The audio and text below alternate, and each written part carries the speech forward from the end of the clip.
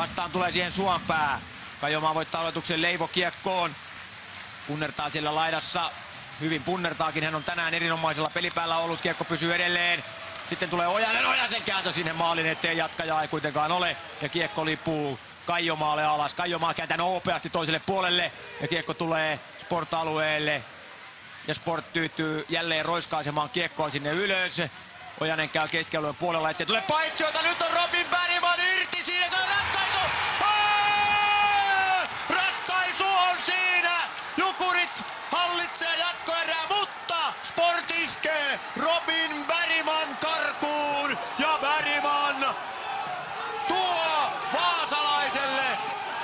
vaasalaisille Mestiksen mestaruuden keväällä 2011. Robin Bergman on viileä ratkaisija ja näin tämä vaasalaisten tuhkimotarina 0-2 finaalisarjassa ensin 2-2 ja sen jälkeen sitten jatkoerästä haetaan ratkaisu. Pitkä pystysyöttö tavoittaa Bergmanin sieltä hyökkäys siniseltä Robin Bergman ja Vaasan Sport on Mestiksen mestari keväällä 2011, 2009 edellisen kerran mestari ja tämä tuhkimotarina saa täydellisen lopun. Antti Törmänen valmentajaksi tällä kaudella ensimmäistä kertaa miesten tasolla ja näin Sport hoitaa tämän homman ja tässä jää kyllä epäselvää. Tämä on viileä pelimiehen ratkaisu. Pelimiehen ratkaisu oikeastaan.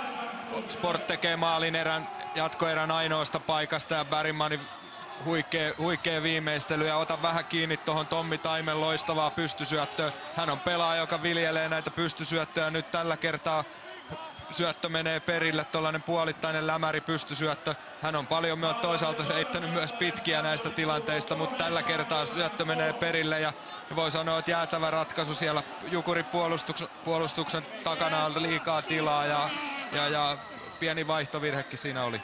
Tämä on Bergmanin 4. maali pudotuspeleissä ja on todellakin tärkeässä paikassa. Iso pelaaja ehdottomasti. Teki tärkeän maalin viime pelissä tuolla Vaasassa ja sen turvin ylipäätään tämä peli pelattiin tänään ja nyt voittomaali, niin voi sanoa, että huikea sainaus tuossa tammikuun loppupuolella.